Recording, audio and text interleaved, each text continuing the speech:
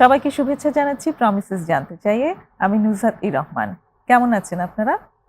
আমরাও ভালো আছি। আম আজকে আমরা একটা বিশেষ মানসিক রোগ নিয়ে কথা বলবো। খুব স্পেসিফিকলি আমরা এই রোগটি সম্পর্কে জানবো। আম এবং এই রোগের চিকিৎসা ভালো হওয়ার সম্ভাবনা কেমন সেই জিনিসগুলো সম্পর্কে বিস্তারিত জানবো। রোগটি হচ্ছে ওসিডি বা অবসেসিভ কম্পালসিভ ডিসঅর্ডার। এই রোগের সাথে আমরা অনেকেই পরিচিত। কেউ সামনাসামনি দেখেছি, কেউ শুধু হয়তো নামটা শুনেছি।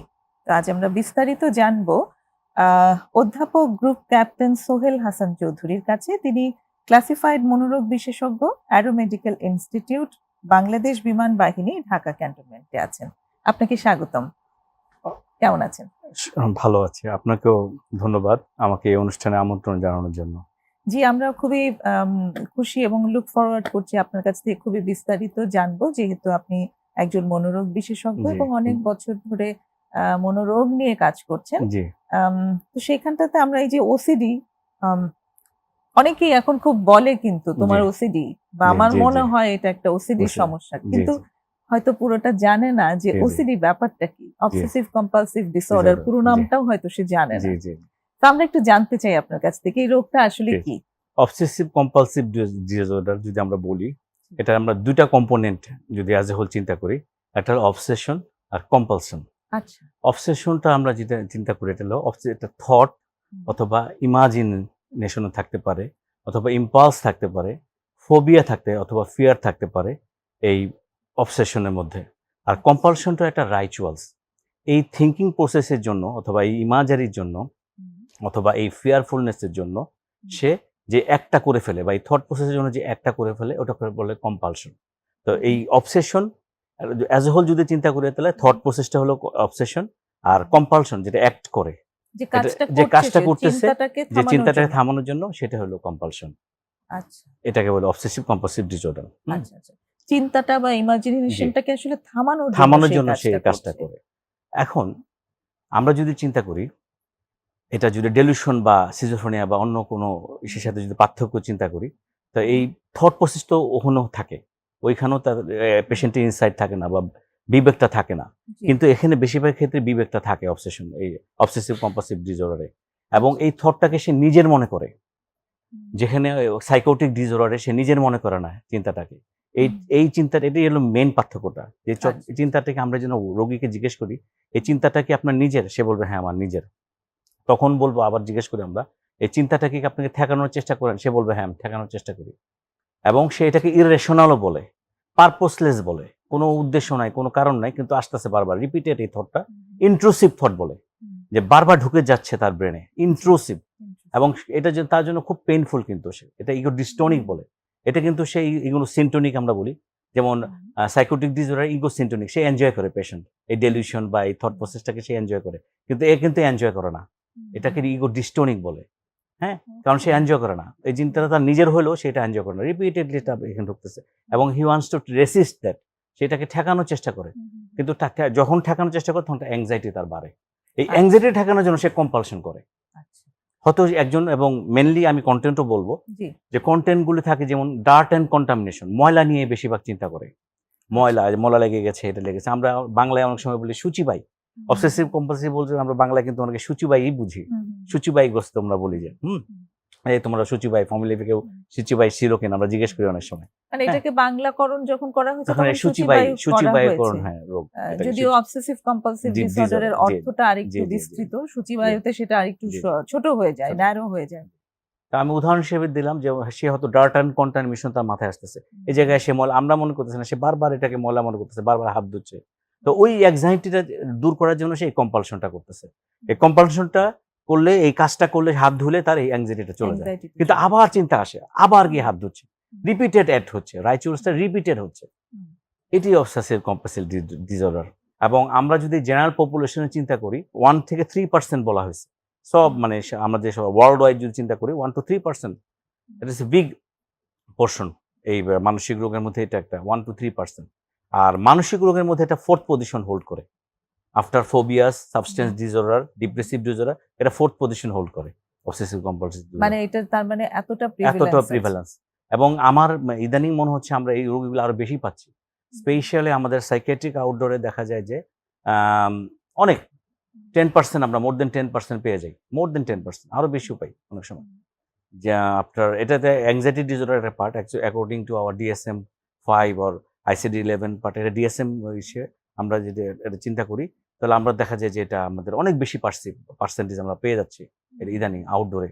হ্যাঁ, ইভেন অনেক সময় আমাদের ভর্তিও করতে হয় পেশেন্ট। আমার আন্ডারও 2-1টা পেশেন্ট ভর্তি ছিল।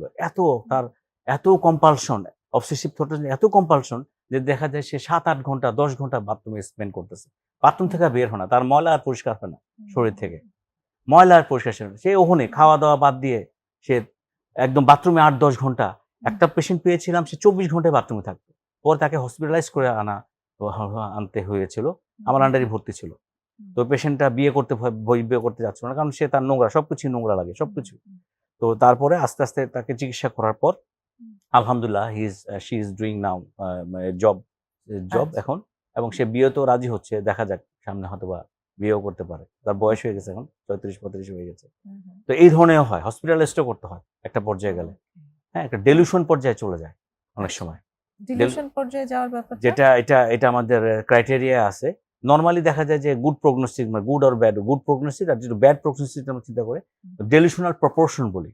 মানে এই জিনিসটাকে ডেলিউশনের পর্যায়ে চলে যায়, যে থটটা যেমন ওর নিজের বলতেছে, কিন্তু একসময় বলা যায় যে অনেক সময় সে নিজেরও বলে না, মানে জিনিসটাকে তার ওই ইনসাইটটা থাকে না, তার বিবেকটা কমে যায়। এই জন্য তখন ডেলিউশন এত ইন্ট্রুসিভ হয়, এবং সেটা একসময় বিশ্বাস করতে শুরু করে যে এটাই করতে হবে, এর বাইরে আসলে সম্ভব হয় না। এটা একটা জেনেটিক কজ বললাম। আরো কজ আছে, আমরা যদি চিন্তা করি কিছু অর্গানিক ডিজিজের জন্য হয়। যেমন আগে বলা হয়তো প্যান্ডাস, হ্যাঁ, এটা হলো ওই স্ট্রেপ্টোকক্কাল ইনফেকশন বাচ্চাদের হতো না অনেক সময়, যেটার জন্য আমাদের যে হার্ট ভালভুলার ডিজিজ ওগুলো হয়। এগুলো যখন যাদের বেশি হয়, প্রিভ্যালেন্স ক্রনিক থাকে, এদেরও অনেক সময় এই ওসিডি ফিচার থাকে এই বাচ্চাদের। তারপরে সিডেনহামস কোরিয়া 1918 বা 19 সালের দিকে ইউরোপে একটা বিরাট ধরনের একটা ফিভার হয়েছিল, স্প্যানিশ ফ্লু বলে। এই স্প্যানিশ ফ্লু ফর সিডেনহাম কোরিয়া, তাদের কার্ডিয়াক কিছু প্রবলেম হয়েছিল, এবং এই বাচ্চাগুলি মোর দেন 70% বাচ্চা এফেক্টেড ছিল ওসিডি ফিচার নিয়ে। ওটার সাথে কিভাবে ওসিডি কানেক্টেড হয়েছিল? এটা ওই যে হয় কি, ব্রেনে যে আমাদের যে বিভিন্ন পার্ট আছে, আমি বলি কোঅর্ডিনেট নিউক্লিয়াস বা বেজাল গ্যাংলিয়া বা অ্যান্টেরিয়র সিঙ্গুলেট জাইরাস, এগুলি এফেক্টেড হয়ে যায়। যখন এগুলি এফেক্টেড হয় তখন এই ফিচারগুলি আসে, ব্রেনে ইনভলভ করছে, নিউরোলজিক্যাল সাইন্স। এবং আরো ইন্টারেস্টিং আমি বলবো, এখন বলতেছি, এটা সিডেনহামস করে, সাথে সাথে আমি বলেও যাচ্ছি, যেমন এই পেশেন্টগুলি অনেক সময় দেখা যায় যে নিউরোলজিস্টের কাছে আসতেছে, প্রেজেন্ট করতেছে এট ফার্স্ট, সে বলতেছে তার ইপিলেপসির সাথে কিন্তু এরকম ওসিডি ফিচার আছে, হেড ইনজুরি হয়েছে, ওসিডি ফিচার আছে। তখন আবার এরা চিকিৎসা করে আমাদের কাছে রেফার করে, ডার্মাটোলজিস্টের কাছে যাচ্ছে, তার দেখা চ্যাপড হ্যান্ড, অথবা দেখা যায় যে একজিমা, প্রচন্ড ধোয়াধুয়ি করতে করতে এখানে একদম, সে কিন্তু আমাদের কাছে প্রথম আসে নাই, আসছে ডার্মাটোলজিস্টের কাছে।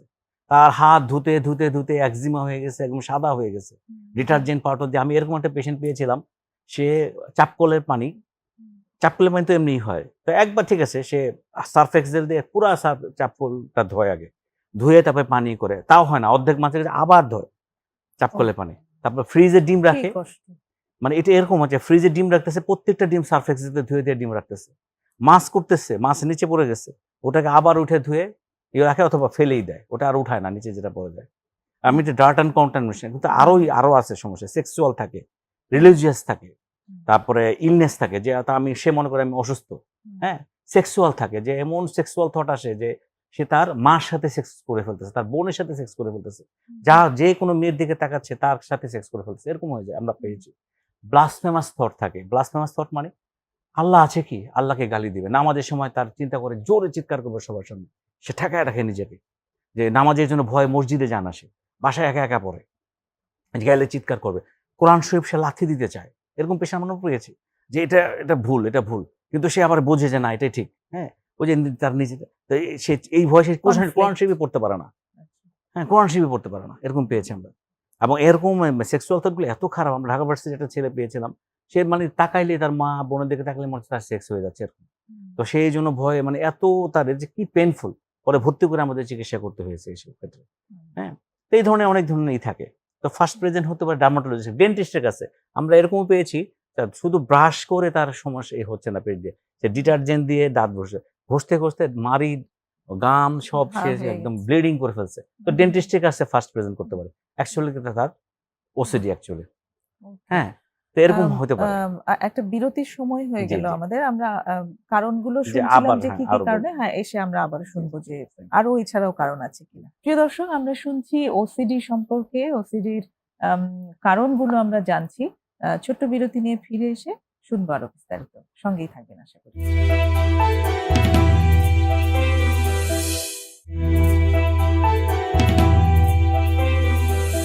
ফিরে এসেছি প্রমিসেস জানতে চাইয়ে। আজ কথা হচ্ছে ওসিডি নিয়ে অধ্যাপক গ্রুপ ক্যাপ্টেন সোহেল হাসান চৌধুরীর সাথে। যেখানটায় ছিলাম ডক্টর, আমরা যে ওসিডির কি, কি কারণ আপনি বলেছেন বায়োলজিক্যাল কিছু কারণ জি, থাকতে জি। পারে যে এক জেনারেশনের থাকলে সেটা আর নেক্সট জেনারেশনের জি, জি। কাছে যেতে পারে। আবার কিছু হতে রোগের পারে কারণে। কিছু রোগ আছে, সেই রোগগুলো হওয়ার পরে এটা একটা নিউরোলজিক্যাল একটা জি, জি। কানেকশনের মানে থাকতে ব্রেইনের পারে। কিছু সেন্টার হয়তো এমনভাবে এফেক্টেড। ড্যামেজ হয়েছে বা জি, এফেক্টেড জি। হয়েছে, সেখান থেকে হতে পারে। যে আরেকটা রোগ আছে যেমন এনকেফালাইটিস লেথার্জিকা বলে। এটাও আ নিউরোলজি কারণ এটার জন্য আচ্ছা, হতে আচ্ছা। পারে। হ্যাঁ? ওকে।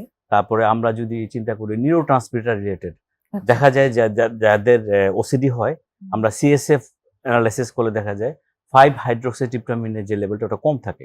এজন্য আমরা যখন এসএসআরআই দেই ট্রিটমেন্টটা আমরা ওইভাবে করি। তখন এটা যখন আমরা রিঅ্যাপটেক ইনহিবিটর দেই তখন কিন্তু রেসপন্সটা খুব ভালো হয়। তো দেখা ওকে। যায় যে এদের এটা কম থাকে। হুম? আচ্ছা। তাছাড়া আমরা যদি সাইকো অ্যানালিটিক কিছু কজ থাকে, সাইকোলজিক্যাল যদি কজ থাকে জি। অ্যাকর্ডিং টু ফ্রয়েড আমরা যেটি জানি। হুম। তো উনি বলে যে আমাদের যে স্টেজ গুলো আছে যে আমাদের ডেভেলপমেন্টাল যে স্টেজ আছে হুম, তো হুম, যে আমরা জানি ওরাল ফেজ, অ্যানাল ফেজ, হ্যাঁ? হুম। ওটার ব্যাপার কমপ্লেক্স যেগুলো। তো অ্যানাল ফেজে যদি আমাদের যদি ঠিকমতো ওই জিনিসটা আমরা যদি ঠিকমতো করতে না দেই, তখন ওই জায়গায় ফিক্সড টেনশন হলে তখন এই রিঅ্যাকশন ফর্মেশন গুলো হয় বা হয় এই অ্যাংজাইটিটা থাকে। হুম। এই অ্যাংজাইটিটা থাকলে তখন দেখা যায় এদের বেশি ওসিডিটা হচ্ছে। ঠিক আছে? ওকে। এদের বেশি এই জিনিসটা হয়। তাছাড়া লার্নিং হয় অনেক সময়। একটা অ্যাংজাইটি সিচুয়েশন এর সাথে এই জিনিসটা লার্নিং হয়ে গেছে হুম, তার। হুম, লার্নিং থিওরি এর সাথে জড়িত অনেক সময় দেখা যায়। হুম, সাইকোডাইনামিক থিওরির জন্য বলি। যে হুম। অ্যাংজাইটি সিচুয়েশন এর সময় তার এরকম একটা সিচুয়েশন হয়েছে তখন ওই জিনিসটা ঐরকম সিচুয়েশন আসলে তার এটা বাড়ে। এই জিনিসটা ওসিডিটা ওই জন্য হচ্ছে।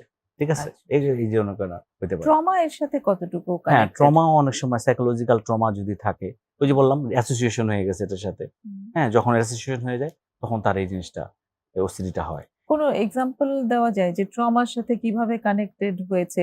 কারণ অনেকেই অনেক সময় দেখি যে রিলেট করতে পারে আচ্ছা, না। আমি বলি। মনে করেন একটা ছেলে মানে চাইল্ডহুড সেপারেশন মনে করেন। জি, সেপারেশন অ্যাংজাইটি থাকে অনেক সময় বাচ্চাদের। এটা আমরা বইয়ে পেয়েছি বা আমরা দেখেছি বাস্তবে। জি। তো ওই বাচ্চাটা যখন দেখা যায় বাবা-মা আজ থেকে হয়তো মাটা হয়তো চাকরিজীবী অথবা ওকে হয়তো একটা সার্টেন টাইমে হয়তো কোথাও রেখে চলে যাচ্ছে বাবা-মা চাকরিতে। কিন্তু সে তার মার কাছেই থাকতে চায়। হুম, তার তখন সে করে কি? তখন এই ধরনের সে একটা রিপিটেটিভ বিহেভিয়ার করে বা করে। হ্যাঁ? তখন এই রিপিটিটিভ বিহেভ করে কারণ কি এটাকে তার কি ওই সেকেন্ডারি গেইন এর জন্য করে। যাতে মা আর তাকে সময় দেয় ছেড়ে না বা যায় ছেড়ে না যায়। এইটা একটা উদাহরণ দিতে পারে। এটাও একটা হুম। ট্রমা। কারণ চাইল্ডহুড এ সে সেপারেশন তার অল্প বয়সে তার তার জন্য সেপারেশনটাকে সে সেটা মানতে পারে কষ্টের। না। হ্যাঁ। তখন তার এই জিনিসটা সে করে। হুম, এই কাজটা করে সে। আচ্ছা। আর এছাড়া যেমন সেক্সুয়াল অ্যাবিউজ হ্যাঁ, সেক্সুয়াল অ্যাবিউস সেটার এটা সঙ্গে বিরাট পাওয়া গেছে। জি। এটার জন্য হয়। আমি রিসেন্টলি একটা পেশেন্ট পেয়েছিলাম যে খুবই রিসেন্ট একটা পেশেন্ট পেয়েছিলাম। সে কুমিল্লা থেকে আসছিল আমার কাছে। তো মেয়েটাকে আরো অনেক সাইকিয়াট্রিস্ট দেখেছে। তো আমি ওকে যখন আমার রুমে ঢুকলো, কথা কম বলে মেয়েটা। আমি জাস্ট উদাহরণ দিচ্ছি। খুবই কথা কম বলছে। মা আসছে, আ খালা আসছে। তো কথা কম বলছে। তার সাথে এক্সপ্রেস আমি দেখলাম যে তাকে ডিপ্রেসিভ ডিসঅর্ডার এর লাইনে তাকে চিকিৎসা দেওয়া হয়েছে। কারণ তার মুড ডিপ্রেস সে একটা ইংলিশে অনার্স পড়ে একটা ভার্সিটিতে। হ্যাঁ? তো কিন্তু তার মানে ভালো হচ্ছে না। কথাবার্তা কম বলে এবং সে কারো সাথে মিশতে চায় না। মানে ইদানিং ফ্যামিলির কারো সাথেও সে মিশতে চায় না। বাইরে তো দূরের কথা এবং ভার্সিটিতেও যেতে চায় না ঠিকমতো। গ্যাপ দেয়। তো আমি মেয়েটাকে বললাম যে, "তুমি আমার সাথে একা কথা বলবে নাকি?" তখন সে এরকম বলল যে, "হ্যাঁ, বলবে।" তখন গার্ডিয়ান চলে গেল। আমি কথা বললাম ওর সাথে। তো আমি ১ম এই দিছি। আমি কেন জানি মনে হইছে যে ওর একটা চাইল্ডহুড ট্রমা থাকতে পারে। তখন সে বলল যে তার চাইল্ডহুড সেক্সুয়াল একটা অ্যাবিউজার আছে এবং তার ক্লোজ রিলেটিভরাই ব্যাড টাচ সে বলল যে প্রচন্ড এখন সে বলল যে তার ফিজিক্যাল কোনো বলে নাই, হার্ম করে নাই। আই ডোন্ট থিংক জানি না হইতেও পারে।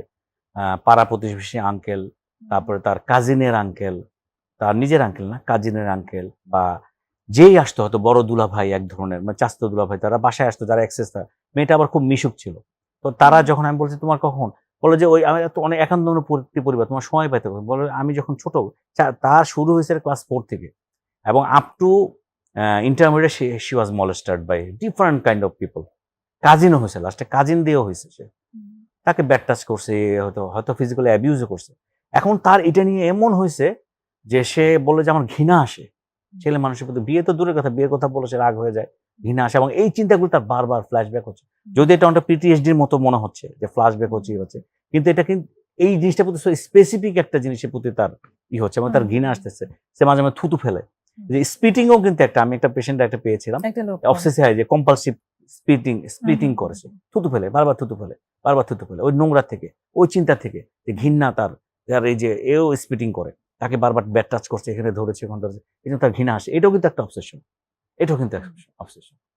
তো আমি তাকে ডিপ্রেসিভ ডিসঅর্ডার রেকগনাইজ করা হয়েছে, হ্যাঁ, কিন্তু কিন্তু এটার পেছনে পেছনে আসলে এটা অবসেশন ডিপ্রেশন থাকবে, কারণ ডিপ্রেশনের হ্যাঁ। সাথে ওসিডি থাকবে, সিজোফ্রেনিয়ার সাথে ওসিডি থাকে, অ্যাংজাইটি ডিসঅর্ডারের সাথে ওসিডি থাকে, ইভেন সাবস্টেন্স ইউজের সাথে ওসিডি থাকে, এবং সাবস্টেন্স ইউজ ইটসেলফ ইজ ওসিডির একটা থাকে, কারণ থাকে অনেক সময়। এই ক্ষেত্রে পোস্ট ট্রমাটিক স্ট্রেস ডিসঅর্ডারের লক্ষণগুলো ওসিডির ওসিডির সাথে মার্জ হয়ে গেছে, হ্যাঁ, ভেরি ডিফিকাল্ট। কিন্তু ট্রিটমেন্ট কিন্তু খুব ট্যাক্টফুলি করতে হবে আপনাকে, ওর মধ্যেই রেখে একটু ট্যাক্টফুলি করতে হবে ওকে।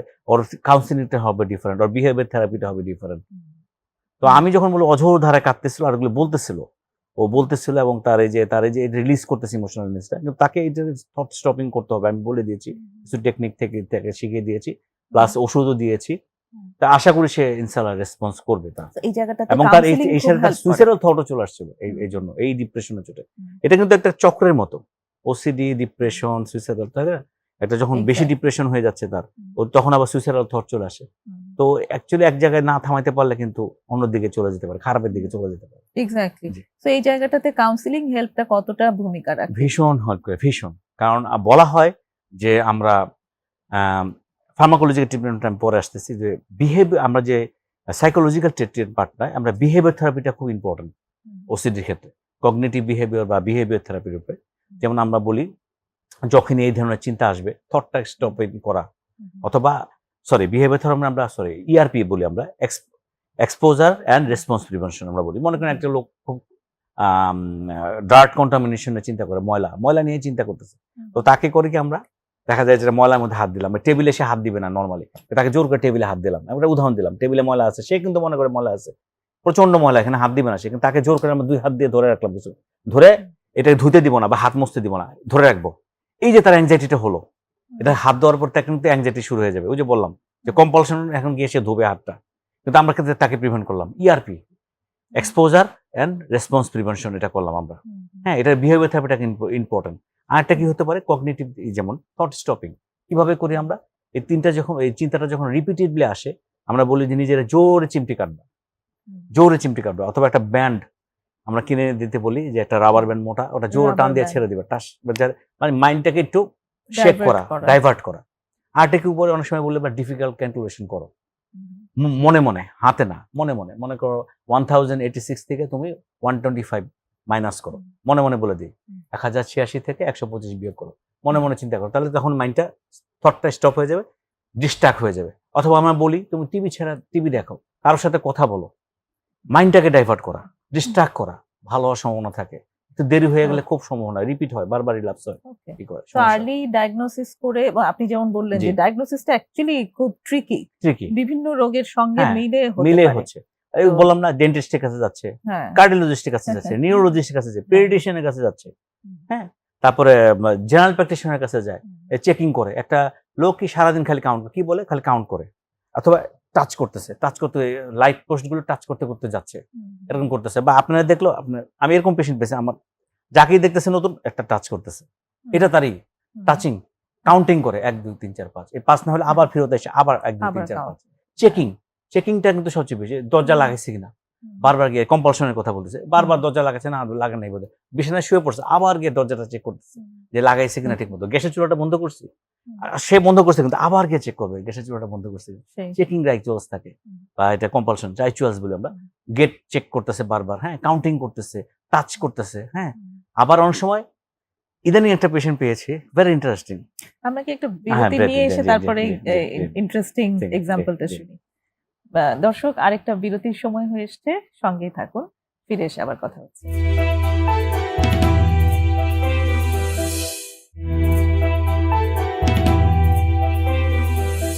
চলছে প্রমিসেস জানতে চাই। আমরা আছি ওসিডি নিয়ে আলোচনায় অধ্যাপক গ্রুপ ক্যাপ্টেন সোহেল হাসান চৌধুরীর সাথে। তো আমরা যেখানটাতে ছিলাম ওখানেই আবার ফেরত জি। আসি। একটা ইন্টারেস্টিং জি। এক্সাম্পল একটা আপনি শেয়ার করতে চেয়েছেন। এক্সাম্পল দিচ্ছি পেশেন্টটা। তো পেশেন্টটা আমার আন্ডারে এখনো ভর্তি আছে পেশেন্টটা। তো সে করে কি, যেমন সে নিজেকে খ্রিস্টিয়ান মনে করে। অ্যাকচুয়ালি সে মুসলমানের ছেলে। কিন্তু সে তাকে খ্রিস্টিয়ান মনে করে। কোনোভাবে সে প্রথম হিন্দু হয়েছিল কিছুদিন। হিন্দু থেকে এখানে আবার শিফট করে খ্রিস্টিয়ান হয়েছে। এখন অ্যাকচুয়ালি সে সিজোফ্রেনিয়া পেশেন্ট, কিন্তু তার ওসিডি ফিচার আছে। ফিচারটা কেমন দেখেন, সে যখন মানে জাকির নায়কের সাথে সে ধর্ম নিয়ে সে বায়াস করবে, এটা তার সারাদিনের চিন্তা। সারাদিন জাকির নায়ককে নিয়ে চিন্তা, জাকির নায়ককে কিভাবে ডিফিট করবে সে। হ্যাঁ, যে ইসলাম ঠিক না, সে খ্রিস্টান, বাইবেল ঠিক, এটাই ঠিক, ওটাই হবে। এবং এইটা অ্যাপ্রুভাল নেওয়ার জন্য, যে অ্যাপ্রুভাল বললাম বা কনফার্ম উইথ হিজ ডিসিশন, এইটার জন্য সে প্রেশার দেয় কাকে, যেহেতু তার বাবা নাই, মাকে সে প্রেশার দেয়। কাজের মহিলা, তো একটা 35 বছর যাবত একটা কাজের মহিলা আছে বাসায়, আর মা রীতিমতো তাদের ফিজিক্যালিও অ্যাবিউজ করে, সে টর্চার করে, যে তার সাথে কনফার্ম করতে হবে, তার মতামতকে মেনে নিতে হবে। এবং তারা তো মানতে চায় না। তারা বলে, বাবা তোমার বিশ্বাস নিয়ে তুমি থাকো, আমরা আমাদের না, মানতে হবে, আর প্রশ্নের উত্তর তাকে দিতে হবে, এই কনফার্ম করতে হবে, বা তার মতামতের সাথে মানতে হবে। এইটাও কিন্তু এক ধরনের ওসিডির ফিচার। এটাও অনেকে বুঝতে পারতেছে। তো এইটা একটা ইন্টারেস্টিং কেস আমি পেয়েছি। এবং রেসপন্স করে, কিন্তু যখন আমি ওই লাইনে চিকিৎসা দিচ্ছি, রেসপন্স করছে।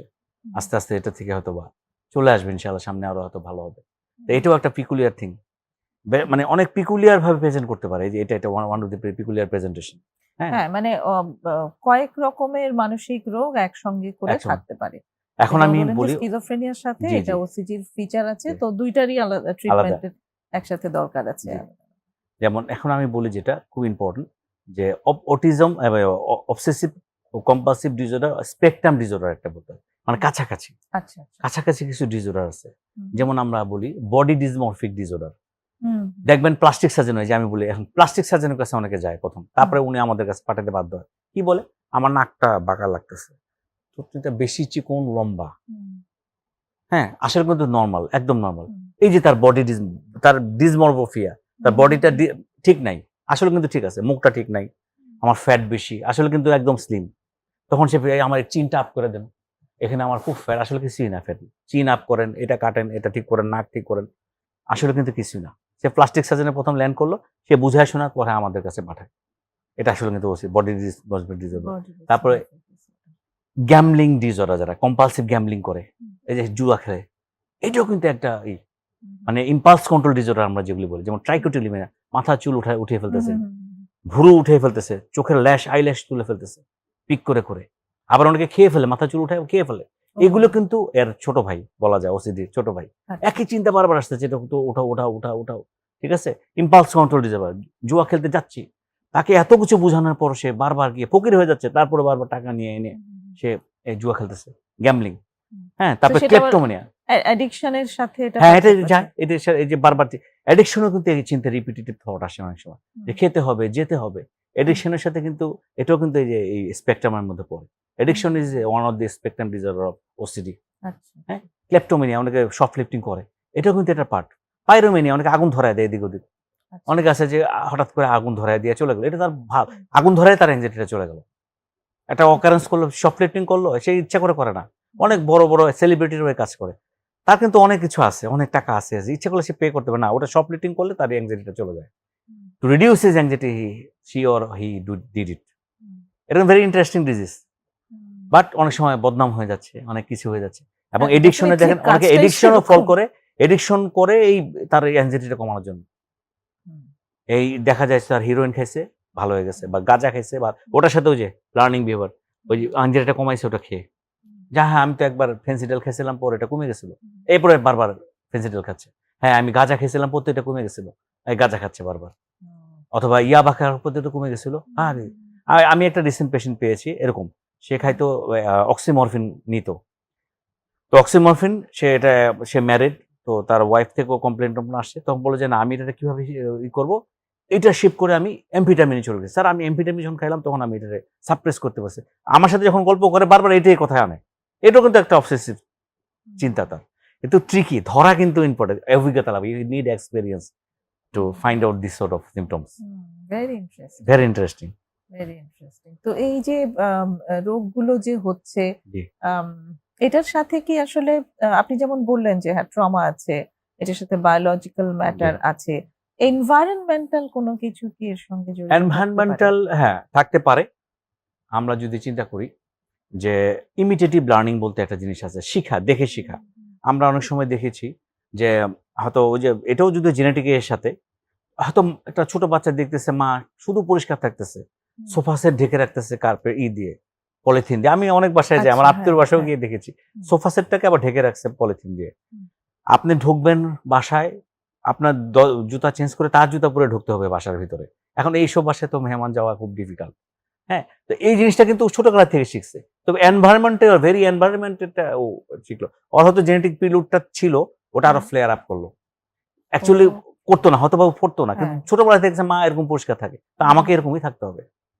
এনভায়রনমেন্টের জন্য অনেক সময় হতে পারে এই কাজটা। এটা কিন্তু একটা বিশাল একটা কারণ বাচ্চারা তো বাবা বাবা মাকে মাকে কপি করে।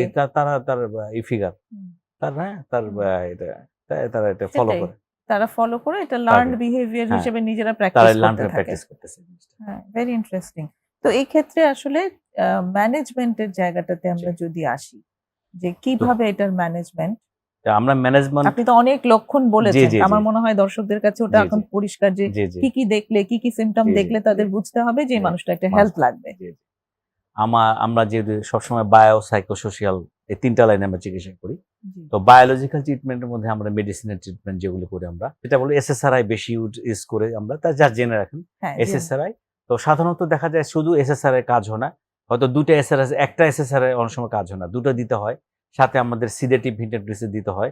এবং অনেক ক্ষেত্রে আমরা দেখা যায়, ম্যাক্সিমাম ক্ষেত্রে আমরা যেটা করি লো ডোজে অ্যান্টিসাইকোটিক দিয়ে দিই, নাহলে কাজ হতে চায় না। এত এই থাকে যে আমরা অ্যান্টিসাইকোটিক আমাদের ইউজ করতে হয়। আর সিভিয়ার ফর্মে গেলে অনেক সময় দেখা যায় মুড স্টেবিলাইজারও দিতে হয়। ঠিক আছে, এগুলো হলো বায়োলজিক্যাল ট্রিটমেন্ট। তাছাড়া আরো ট্রিটমেন্ট আছে, অনেক সময় দেখা যায় যে ইন্ট্রাক্টিভ হলে ইসিটিও দেয় অনেক সময়, অথবা ট্রান্সক্রেনিয়াল ম্যাগনেটিক স্টিমুলেশন দেওয়া হয়, অথবা ডিপ ব্রেন স্টিমুলেশন করা হয়। এগুলো মানে সিভিয়ার পর্যায়ে গেলে। এবং এগুলো কিভাবে, ওষুধের মাধ্যমে? না না না, এগুলোই আপনার যে আমরা ট্রান্সক্রেনিয়াল ম্যাগনেটিক Magnetic যে স্টিমুলেশন যন্ত্রের, দেওয়া হয় হ্যাঁ, যন্ত্রের মাধ্যমে, ইসিটির যন্ত্রের মতো একটা মেশিন আছে। জি। এটা সিএমএইচএস, আমাদের সিএমএইচও আছে, অনেক জায়গায় আছে, এশিয়ান মেডিকেল কলেজে আছে, এশিয়ান মেডিকেল, খুব একটা এক্সপেন্সিভ না। তো ওই এটা দিলে ম্যাগনেটিক স্টিমুলেশন দিয়ে এটা ভালো হয়। তাছাড়া আমি আকুপাংচার থেরাপিও দেখেছি বিদেশে, আমি মালয়েশিয়া একটা কোর্স করেছি, আকুপাংচারের আচ্ছা। মাধ্যমে অনেক সময় ঠিক হয়। মানে ওসিডির চিকিৎসা হ্যাঁ, আকুপাংচারের আকুপাংচারের মাধ্যমে থ্রুতে। আচ্ছা, দারুণ আছে। তো এটা খুব ব্যাপারটা। সুন্দর, এটা আকুপাংচারের এটা মাধ্যমে হয়। খুবই তারপরে ডিপ ভেন স্টিমুলেশন করে, এটা বেশি হলে আবার এক্সপেন্সিভ, এবং ওটা আমাদের দেশে হয় না, হবে না, এটা আমাদের দেশে হয় না। অথবা অনেক সময় গামা নাইফ সার্জারি করতে হয়, বিদেশে করে, সিঙ্গেলোটমি করে, লিকোটমি করে, ক্যাপসুলোটমি করে, মানে মানে এই সার্জারি কোথায় ব্রেন করবেন? সার্জারি করে, ব্রেইনে। এগুলি ক্যাপসুলোটমি বলে আর কি, ব্রেনের ভিতরে ক্যাপসুলটা কেটে দেয়, অথবা লিকোটমি করে, হ্যাঁ, অথবা সিঙ্গেলোটমি করে। কিছু জাইরাসের কিছু পয়েন্ট আছে, লুপ আছে, যেগুলো দিয়ে আমরা ওসিটির এই যেগুলো ক্যারি ফরওয়ার্ড করি, আমরা মনে করি ওই জায়গাটা কেটে দেওয়া হয় গামা নাইফ দিয়ে, অথবা এক্সপোজার করে আমরা করা হয়, কিন্তু ওটা পরের দিকে থেরাপি। এছাড়া লাইট থেরাপি আছে, এগুলো হলো বায়োলজিক্যাল ট্রিটমেন্ট। আর মেইনলি বলেছিলাম যে সাইকোলজিক্যাল ট্রিটমেন্টটা আসলে কগনিটিভ বিহেভিয়ার থেরাপি, আমি যেটা বলছি, এক্সপোজার রেসপন্স প্রিভেনশন আমরা করি, ফ্লডিং করি, ডিসেন্টিজাইজেশন করি, আমরা ইমপ্লোশন করি, হ্যাঁ, অনেক ধরনের ইয়ে আছে। তারপরে কগনিটিভ বিহেভিয়ার থট স্টপিং বললাম, সফট স্যাটাইজেশন বলি, হ্যাঁ। তারপরে এগুলি আমরা মোটামুটি সাইকোলজিক্যাল ট্রিটমেন্ট এগুলি করি। তাছাড়া আমরা যে সোশ্যাল চিন্তা করি, সোশ্যালের মধ্যে বেশি ইম্পর্টেন্ট যেটা আমরা মনে করি, সেটা হলো সাইকো এডুকেশনটা খুব ইম্পর্টেন্ট। সাইকো এডুকেশন খুবই এডুকেশন, যেহেতু এই বাচ্চা, এই লোকটা, এই মহিলা বা এই পুরুষ, এই বাচ্চাটা ফ্যামিলিতে থাকে, ই বিলংস টু এ ফ্যামিলি। তো ফ্যামিলি মেম্বাররা কিন্তু অনেক সময় অতিষ্ঠ হয়ে যায় ওর এই ইসে। তো তাকে যদি এই সাইকো এডুকেশন দেওয়া যায়, ছোট ছোট বুকলেট আকারে দেওয়া হয়, তাহলে সে নিজেও পড়বে, তার ফ্যামিলি মেম্বাররাও পড়লো। অথবা আমরা বসায় অনেক সময় গ্রুপ থেরাপি অথবা ফ্যামিলি থেরাপি দেই, ম্যারিটাল থেরাপি দিতে হয়। অনেক সময় সংসার ভেঙে যেতে চায় এই ফিচারের জন্য, তো লোকটা সহ্য করতে পারতেছে না, এইভাবে হলে কিভাবে হবে? মানে সে পারতেছে না, তখন আমরা মেন্টাল থেরাপি দিয়ে বাবা এই সিমটম থাকবে, তাকে যদি এভাবে সাহায্য করা হয় ইনশাল্লাহ এটা সবটা ইমপ্রুভ করবে। আচ্ছা। হ্যাঁ। আরেকটা বিরতির আমাদের সময় হয়ে জি। এলো, আর আরো ম্যানেজমেন্ট অবশ্যই আছে, আমরা জি। একটু শুনবো। দর্শক, আরেকটা বিরতি নেব, আশা করি সঙ্গেই থাকবেন।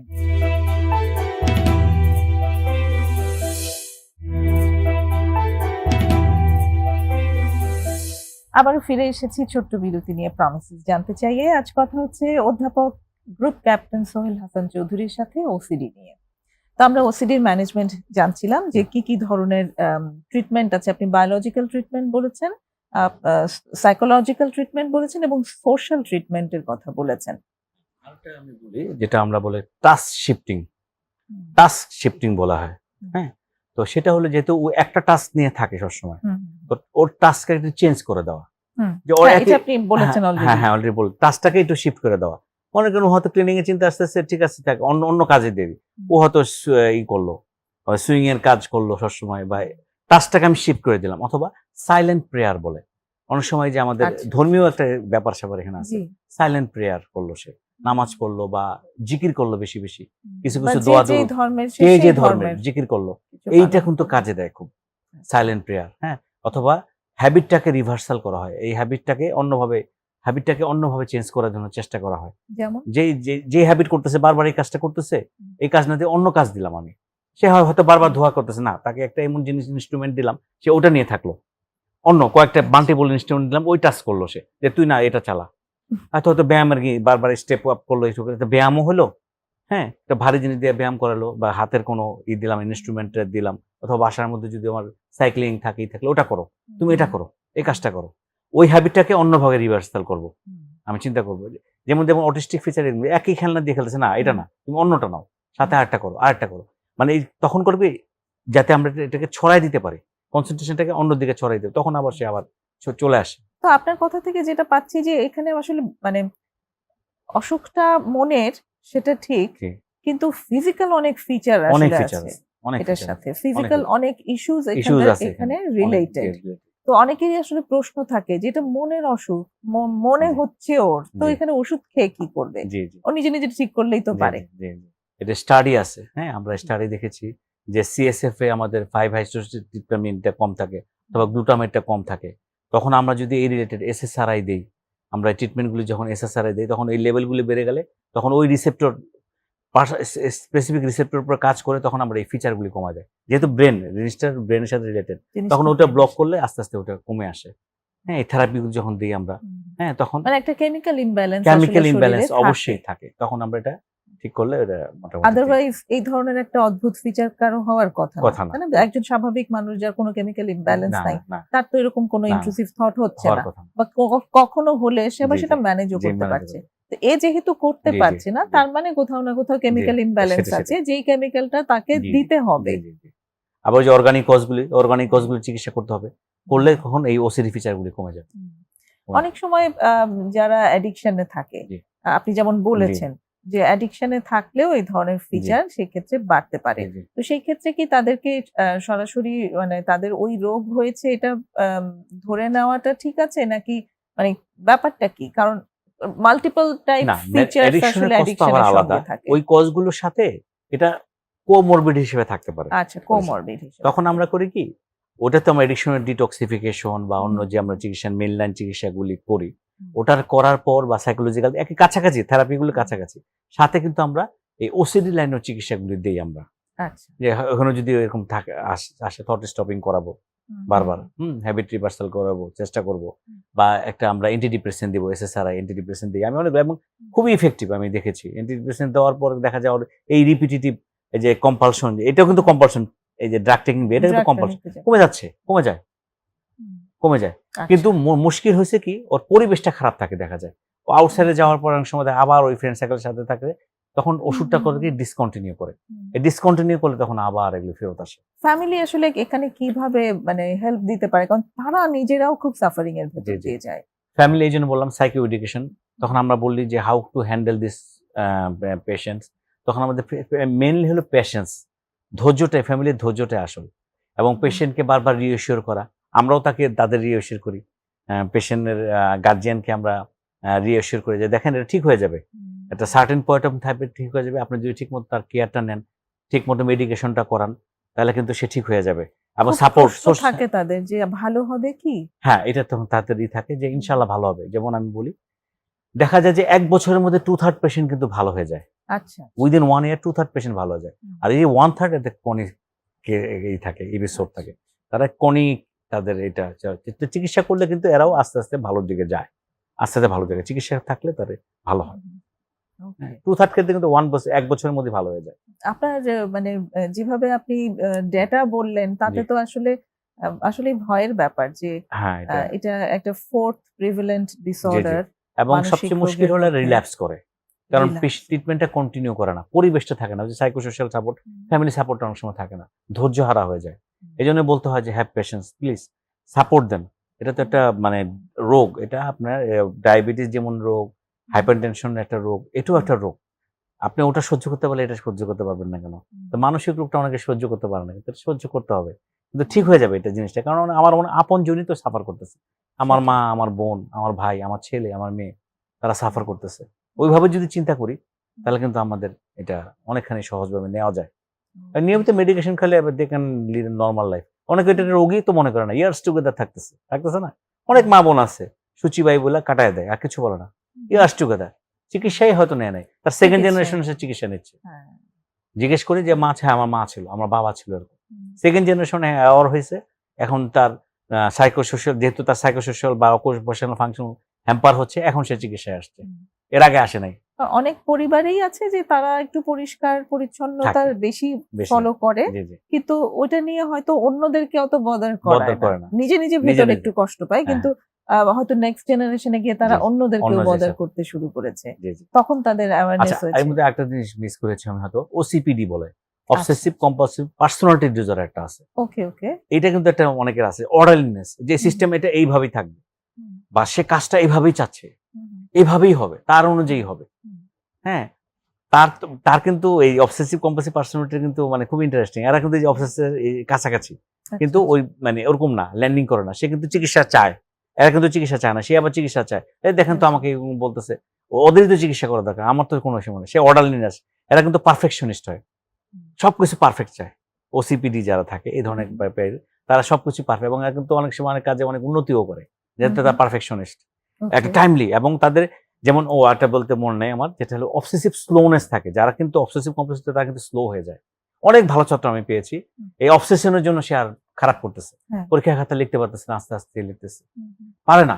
এই স্লোনেস দেখা যায় 2-3 ঘন্টা স্লো হয়ে যায় অন্য থেকে। তার লাইফটাই অনেক স্লো হয়ে গেছে।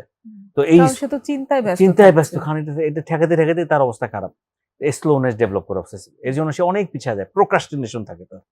অলসতা থাকে। আমরা অনেক সময় মনে করি যে এই বাচ্চাটা এত আসলে অলস না। বাথরুমে সে কাটাচ্ছে অনেকক্ষণ। সে একটা জিনিস লিখতে বলতেছে, লিখতে পারতেছে না। পরীক্ষায় পারফরম্যান্স খারাপ, সে পড়ছে কিন্তু পারতেছে না। কারণ ওই চিন্তায় তাকে বারবার করতেছে। এটাও কিন্তু একটা খুব ইম্পর্টেন্ট জিনিস। এইজন্য তাকে হেল্প করতে হবে। সে হয়তো খুবই ভালো, তার মেরিটোরিয়াস, কিন্তু তার অবসেশনের জন্য, সে কম্পালশনের জন্য সে পারতেছে না। এইজন্য early intervention is very much needed. আর ওসিপিডি কিন্তু তা না। সে অন্যরা চিকিৎসা করে না। আমি তো ঠিক আছে, পারফেকশন। সে দ্রুত করবে। সে ফাস্ট। এটার সাথে পার্থক্য করলে সে ফাস্ট, আর এরা স্লো। অনেক ধন্যবাদ। আমরা মনে হয় জি। বেশ বিস্তারিত আজকে জানতে জি। পেরেছি ওসিডি সম্পর্কে, জি। এবং শেষে এসে আমরা ওসিপিডি সম্পর্কেও জি, জানলাম। জি। Thank you so much. আশা করি দর্শকদের উপকার হয়েছে। একদম জি। অনেক শেষ সময় চলে এসেছি জি। আমরা আজকের অনুষ্ঠান। সুপ্রিয় দর্শক, একদম শেষ পর্যায়ে এসে গেছি। আশা করি আলোচনা আপনাদের জন্য বেশ উপকারী হয়েছে। আগামী পর্বেও আপনাদের পাশে পাবো এই আশাবাদ রেখে শেষ করছি এখন। খোদা হাফেজ।